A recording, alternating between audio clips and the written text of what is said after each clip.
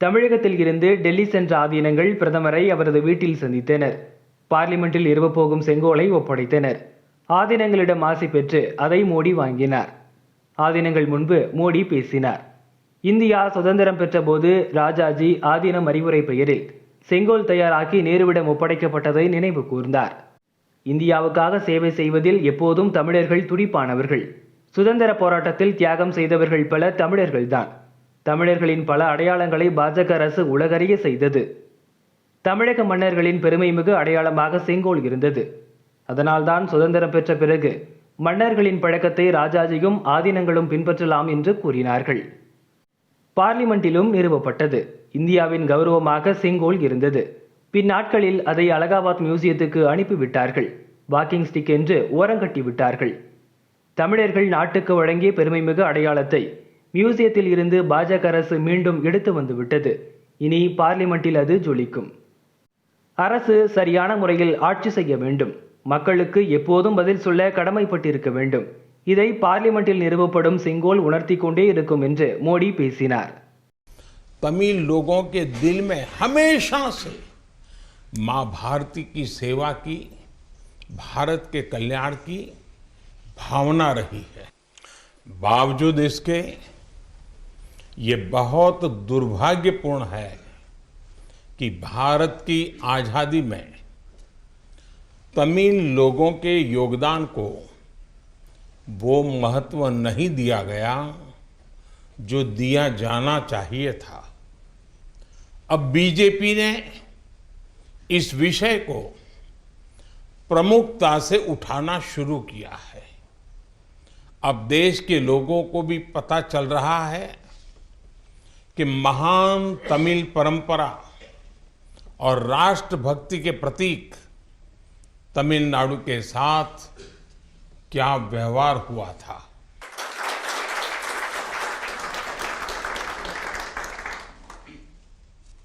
जब आजादी का समय आया तब सत्ता के हस्तांतरण के प्रतीक को लेकर प्रश्न उठा था। इसके लिए हमारे देश में अलग अलग परंपराएं रही हैं, अलग अलग रीति रिवाज भी रहे हैं, लेकिन उस समय राजाजी और आदीनम के मार्गदर्शन में हमें अपनी प्राचीन तमिल संस्कृति से एक पुण्य मार्ग मिला था। ये मार्ग था सेंगोल के माध्यम से सत्ता हस्तांतरण का। तमिल परंपरा में शासन चलाने वाले को सेंगोल दिया जाता था। सेंगोल इस बात का प्रतीक था कि उसे धारण करने वाले व्यक्ति पर देश के कल्याण की जिम्मेदारी है और वो कभी कर्तव्य के मार्ग से विचलित नहीं होगा। सत्ता हस्तांतरण के प्रतीक के तौर पर तब 1947 में 1947 में पवित्र तिरुवावड़ुतुरई आदीनम द्वारा एक विशेष सेंगोल तैयार किया गया था। आज उस दौर की तस्वीरें हमें याद दिला रही हैं कि तमिल संस्कृति और आधुनिक लोकतंत्र के रूप में भारत की नियति के बीच कितना भावुक और आत्मीय संबंध रहा है। आज उन गहरे संबंधों की गाथा इतिहास के दबे हुए पन्नों से बाहर निकलकर एक बार फिर जीवंत हो उठी है। इससे उस समय की घटनाओं को समझने का सही दृष्टिकोण भी मिलता है और इसके साथ ही हमें ये भी पता चलता है कि सत्ता के हस्तांतरण के इस सबसे बड़े प्रतीक के साथ क्या किया गया। मेरे देशवासियों, आज मैं राजाजी और विभिन्न आदीनम की दूरदर्शिता को भी विशेष तौर पर नमन करूंगा। आदीनम के एक सेंगोल ने भारत को सैकड़ों वर्षों की गुलामी के हर प्रतीक से मुक्ति दिलाने की शुरुआत कर दी थी।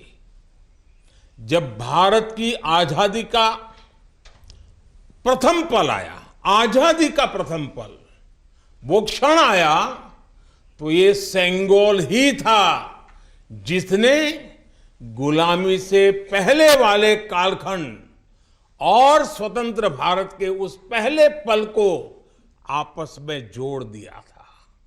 इसलिए इस पवित्र सेंगोल का महत्व सिर्फ इतना ही नहीं है कि ये 1947 में हस्तांतरण का प्रतीक बना था। इस सेंगोल का महत्व इसलिए भी है क्योंकि इसने गुलामी के पहले वाले गौरवशाली भारत से, उसकी परंपराओं से स्वतंत्र भारत के भविष्य को कनेक्ट कर दिया था।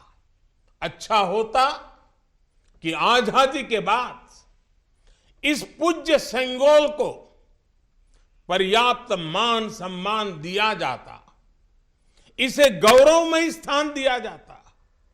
लेकिन ये सेंगोल प्रयागराज में, आनंद भवन में वॉकिंग स्टिक यानी पैदल चलने पर सहारा देने वाली छड़ी कहकर प्रदर्शनी के लिए रख दिया गया था। आपका ये सेवक और हमारी सरकार अब उस सेंगोल को आनंद भवन से निकाल कर लाई है। आज आजादी के उस प्रथम पल को नए संसद भवन में सेंगोल की स्थापना के समय हमें फिर से पुनर्जीवित करने का मौका मिला है।